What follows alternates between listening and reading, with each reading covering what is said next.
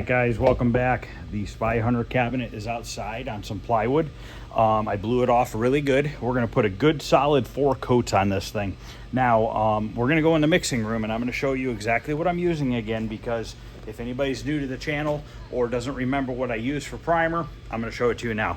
So let's go in the back, and we're going to do that, and we're going to get this thing primered with a good probably 4 coats on it, and then we are going to work on the Astro Fighter. I did mess with the monitor a little bit, and I was able to get the background black again. It was kind of purplish before, and somebody had messaged me and said, hey, maybe your red and green are backwards, which they ended up not being backwards, but the controls on it were really, I basically had to turn down the red and blue all the way down. They were up so high that I literally turned them all the way down, and I got it looking pretty darn good now. So let's take a look at what we got here. This was $121 shipped to my house for a gallon of primer and a quart of hardener. Now, I always put a little reducer in it because this stuff is really thick, and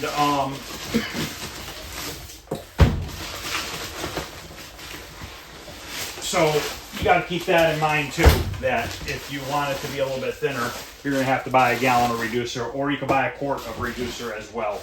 But figure if you're going to buy a quart of reducer, you're probably looking at another $30, $40. So I would say probably somewhere in the neighborhood of $150 for the kit with some reducer. Now, with the reducer, you're going to make, with a gallon of primer, a quart of hardener, and a quart of reducer, you're going to make a gallon and a half. And typically, you can get about 3 arcade cabinets out of that. So if you do the math, let's say it's $150 divided by 3, what are we at? 40, 80, 50 bucks a cabinet, okay? Now, if you were to go to Home Depot or Lowe's and buy some spray can primer, you're probably going to go through 8-10 cans of spray can primer, right? At $7-8 a piece. You're looking at the same price, if not more. This product is 100 times better than what you can spray out of a spray can.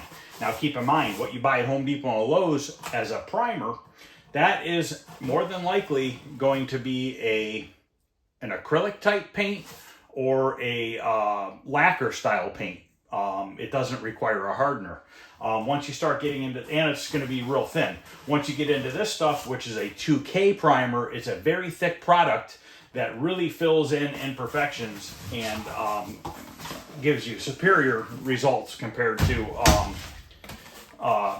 buying a cheap spray can of primer. Now, you can go to Harbor Freight, which I did when it was on sale, and they came in a 2-gun pack, which are these guys right here.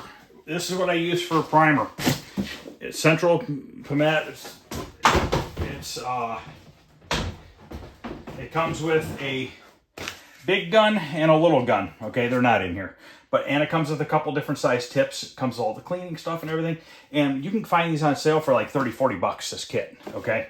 And if you take care of the gun and you clean it properly, you'll have it for a long time. So keep that in mind. So basically, if you're smart and you buy yourself a gallon of primer, a quart of hardener, and a quart of reducer, and a spray gun, you're probably going to be in the $200 ballpark, okay? But you're going to get 3 cabinets out of that at the $200 ballpark. But you're going to have a spray gun for a long while after that. So do you really count the spray gun as part of it?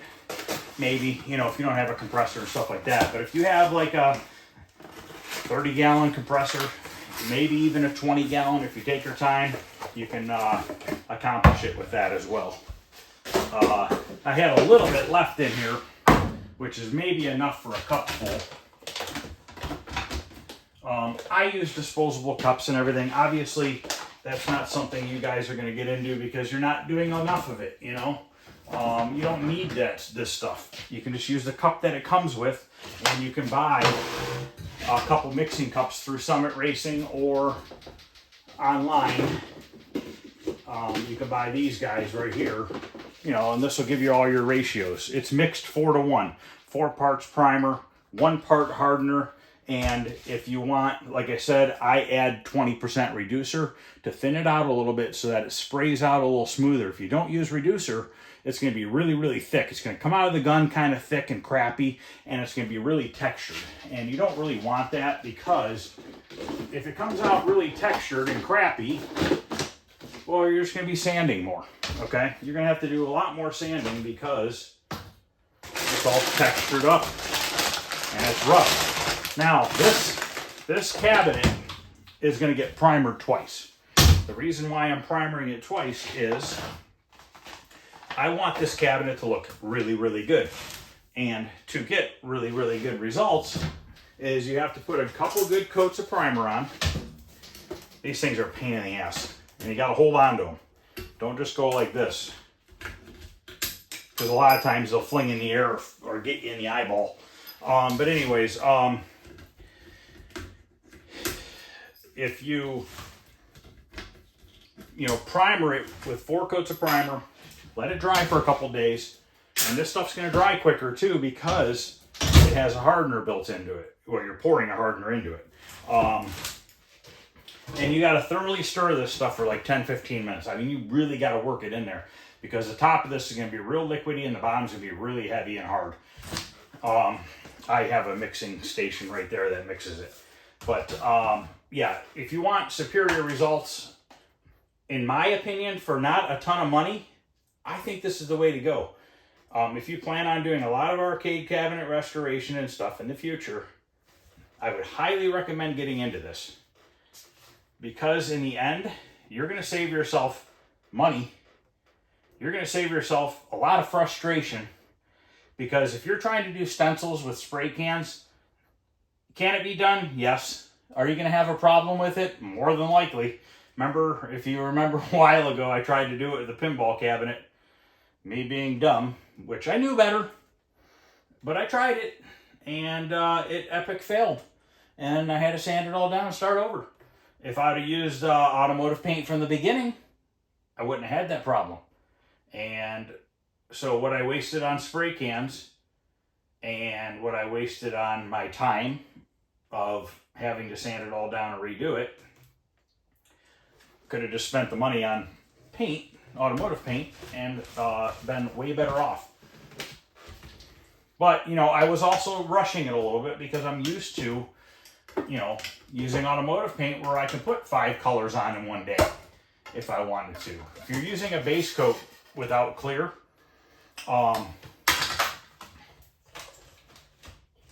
before the clear, you can put down a color, let it sit for an hour, tape on it, put another color down, let it sit for an hour, tape on that, and put a third color down, and so on. And then you can untape everything, and then you can wipe it all down with the tack cloth, and then you can spray clear on it, and then you're done.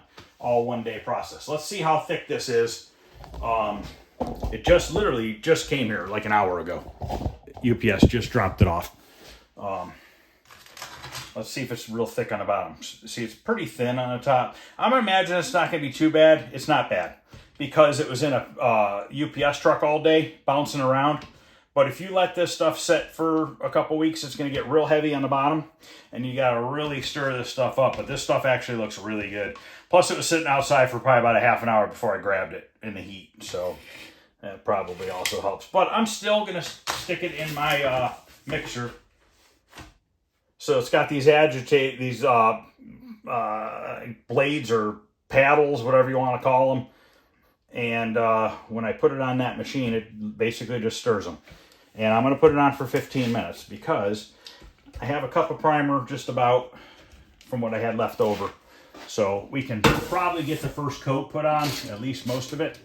So if you watch here, that's all we're doing is we're doing exactly what you are going to be doing with a paint stick.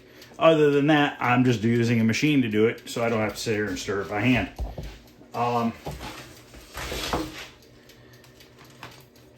So now we're going to put some hardener in it. So we brought this up to the number 4 line.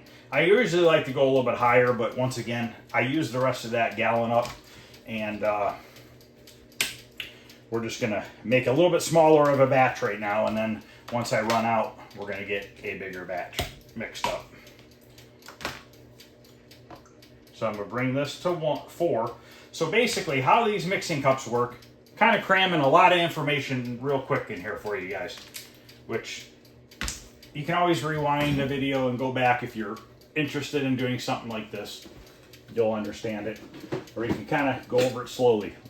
Okay, on a mixing cup, let's say, well, this is a 4-to-1 mix, okay?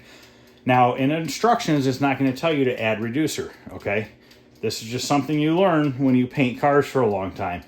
You learn how to make the products work in your favor rather than what the data sheet says. The reason why a lot of times they don't want you to put reducer and primer, it's the VOC laws, okay? So what it does is it thins the product and makes the product more airborne, okay? And they don't want you to do that. So in theory, you should have reducer in it because it's going to make your product lay down the way it's supposed to. They just don't tell you that because of the laws in this world nowadays. But anyways, let's say that you need to mix this 4-to-1 and you bought yourself a cup. This is a PPG cup. You don't have to buy PPG. You can buy the cheap Tool Mart ones, which I have a whole bunch of them up here. Let me grab one, just so you guys think I'm not using like expensive stuff here. So this is just a cheap autobodynow.com. Okay, that's where those cups come from. The reason why I have some PPG cups laying around here is the PPG cups have some mixing ratios on here that are critical to some of the things that I do as far as automotive paint. This cup doesn't have as many mixing ratios as this does. There's 1 or 2 in specific on here that I need for certain paint for a car, and that's why I had these ones sticking around. Now, if you want to be cheap and you don't want to buy mixing cups, you could buy a little stick like this, okay? And you can mix up your product with this as well. This is going to be a little bit more difficult to learn. It's not as easy to learn because you're going to have to do a lot more math, okay? You're going to have to figure out, your ounces and everything like that, and you're going to have to add. And this is, in my opinion, kind of a pain in the ass. I got this for free from one of the paint reps years ago, but I really don't use it because I'm kind of lazy and I don't really feel like doing math in my head. So if you look on this cup here, you're gonna need to mix this primer 4-to-1. Okay, we're gonna say 4-to-1, okay, so that you use an even amount of hardener and primer so that you use up both quarts with your gallon. So here's your marks on here, and it says 4-1-1. Okay, let's say you want to mix up a full cup, as full as you can get it, because you've got a lot of stuff to spray. You're going to take your primer. Sorry about that, I got interrupted. Okay, well, back to this. So we're mixing primer, and you want to mix as much of a quart as you can, okay? This is just for instance. So you take your primer, which is your number 4, okay? Because your primer's 4 parts. Your hardener is 1 part. Your reducer is 1 part. We're doing it 4-1-1 because that's an easy, simple way to do it. It might be a hair over reduced. Is it going to hurt anything? No, it's not. So you take your primer up to number 8. Now here's where it gets real simple. You always put your hardener in before your reducer. So next, which is your number 1, is going to be your hardener. So you're going to take your primer to 8, then you're going to take your hardener to number 8. Okay, it's as simple as that. You're just going up to number 8 with your hardener. Well, now you want to add 1 part of reducer. Okay, so we're just going to take our reducer from this 8 up to that 8. Done. You're done. Mix it up extremely well. You're ready to pour it in your gun and spray it. Now, these primers will tend to have a lot of, I don't know if you really call it debris or whatnot, but there will be some chunks and stuff in it. Okay, so you want to strain it out. And you can buy strainers at Harbor Freight. These are from a company that I buy automotive paint from. But they give these to me because I buy paint from them. But obviously, you guys aren't painting cars and stuff, so you're not going to get free strainers. But you can buy like a box of 50 of these at Harbor Freight for like $3. They cost next to nothing. And that primer is going to take a while to get through here because this is a real fine screen. But what that's going to do is it's going to get any crap out of the primer that could potentially clog your gun up and cause your gun to spray like shit. And you want to use these for your color, your clear, your primer, your sealer, anything you're painting, you want to put it through a strainer first. Now, if you notice, you never see me using these very much, do you? Because the mixing system that I use has a built-in strainer in the lid. So this does it for me. I don't have to take this extra step in that process. Yes, I still use these sometimes, but for the most part, no, I don't. I probably have 1,000 of them up there.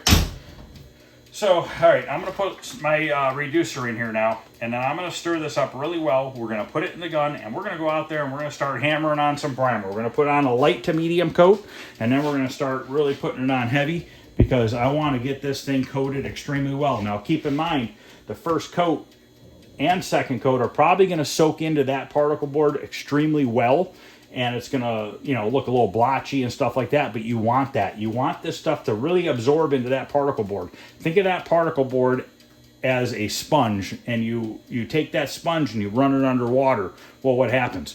That sponge, you know, sucks up a bunch of the water, and that's what you want that particle board to do, because what that's doing is sealing that particle board up. It's actually making it a more solid product. You know, it's like when they first make particle board, it's just sawdust and a resin that they mix the two together and they make a board with it. Well, what happens over time with particle board is moisture gets into it, okay? And once the moisture starts getting into it, well, particle board starts to swell, you know? So basically, what we're doing with this automotive primer is we're taking that particle board and we are applying this to it, which is soaking into it, which is hardening it because it has a hardener in it. And it is basically resealing that up from future moisture getting into the particle board. Does that make sense? So basically, if you take a sponge and you run it under water, yeah, it's going to absorb all the water into the sponge, you know, and then it's eventually going to start running out of the sponge because it has too much water in it. And it'll also grow as you wet a sponge. Now, if you take a sponge and you wrap it in saran wrap, and you run it underwater, what's going to happen? The water's going to go off of the saran wrap. It's not going to go into the sponge because it can't go into the sponge. And that's what we're trying to get at here with the automotive paint, is we are trying to seal that surface up as best as possible. Now we're going to put black paint on it, and we're going to put a clear coat on it. And we're going to have a nice hard shell of material on that cabinet, which is going to make your artwork lay down extremely well. And the exposed black areas now have a shell over top of them that part of the shell has seeped into the particle board, you know, and then everything else is built up on top of that. And you have a nice barrier between your particle board and your humidity outside, your air, your wiping it down, your Windex, anything like that. You have a nice barrier between the two surfaces that really will prolong the life of that particle board. You know, it's still going to be a little bit fragile because of how old it is. You know, we're talking about games from the early 80s here. You know, 40, what are we talking, 80? If it's from 1980 and it's 2045 or 2025, what are we talking, 45 years old? 45 years old. So, 2045, oh boy, I don't even want to think about that. I'll be really old. I'll be almost 70.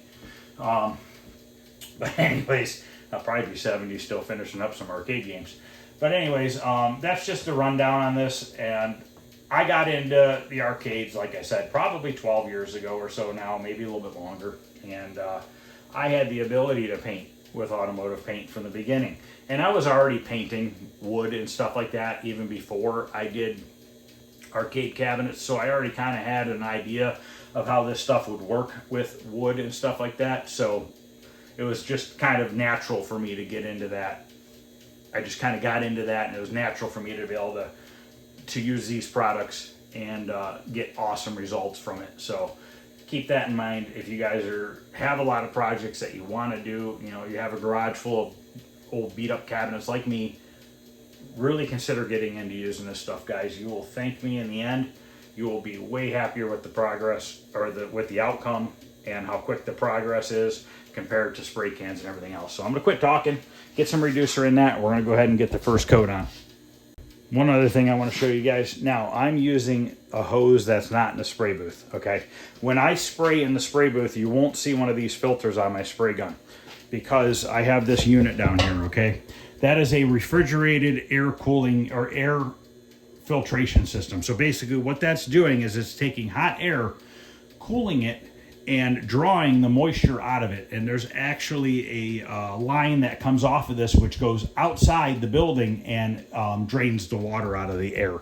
But because I'm using a regular air line in the shop itself, yes, there's an air separator out there, air and water separator, but you can still get water in it. So you can buy these inline filters at Harbor Freight. You can get them on Amazon. You can get them all over the place. So get yourself one of these. They're, I think Harbor Freight, they're maybe $5 and they last a long time. So basically you take your air fitting off your gun and you apply it to this side of the gun and that's your filter. Now, they sell a couple different style ends, okay? This is actually a smaller end, which doesn't matter that much, but in the spray booth I have, this end is real fat and it's called a high flow fitting and it lets more air through the gun quicker versus it being reduced down to that. But it's not going to matter. You don't have to worry about that. It's not that critical of painting arcade cabinets that you need to get that involved in it. I'm actually mixing up 2 batches because this stuff's going to dry pretty quick. It's 80 degrees out still. It's almost 8 o'clock at night actually. It's going to get dark here in an hour or so, hour and a half. But if you're mixing and you over pour a little bit, don't worry about it. You know, if you go a little bit above the 8, let's say on your first pour, maybe just go a smidge above your 8 on the second and third. It's not super critical. As long as you're close with this stuff, you'll be just fine. You're not going to notice the difference, and it's still going to harden on you. So don't get all stressed out if you over pour. And whatever material you have left over, it has to go to the waste. You cannot pour it back in your gallon container of primer. If you do that, you ruin your whole gallon of primer because this stuff's going to harden in there and then ruin the gallon. So whatever you don't spray, you have to, what I do is they stay in these cups and they dry up. And once they dry up and there's no more liquid, you can just go ahead and throw the cup in the garbage. Don't throw the cup in the garbage if it's full of primer leaking out everywhere into your can or into anywhere else. You don't want to do that.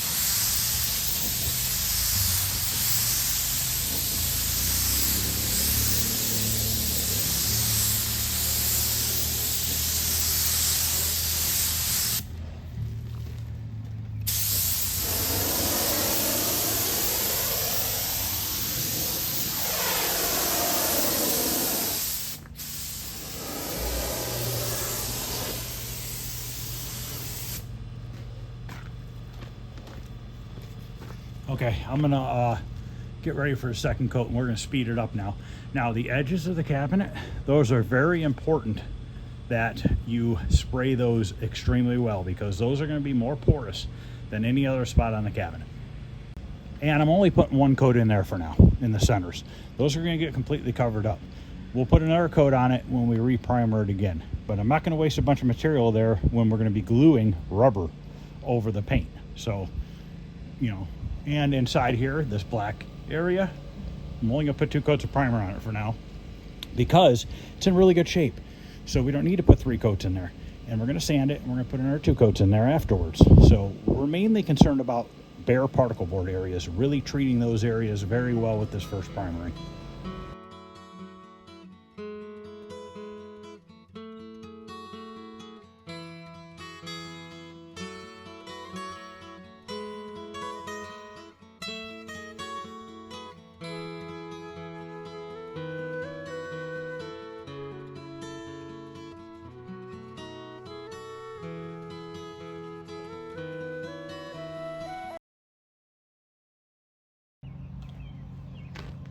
All right, I'm gonna do the last 2 coats off camera now, and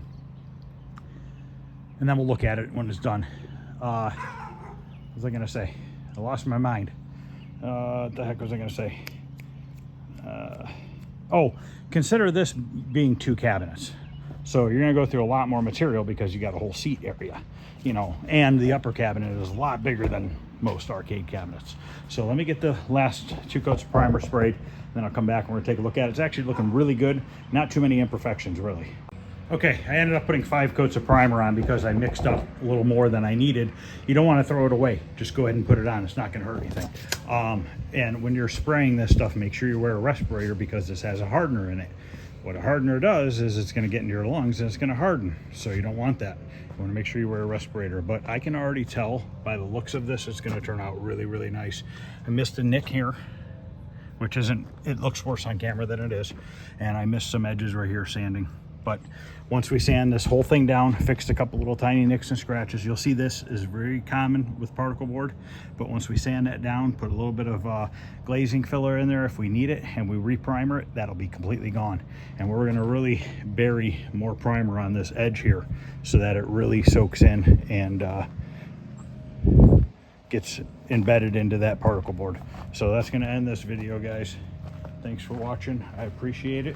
And I will be back later on with another video on the Astro Fighter. So we're gonna see if we can get the sound working. That would be badass if we can. So, and I want to show you how I got the monitor adjusted. So thanks, guys. I'll see you guys later.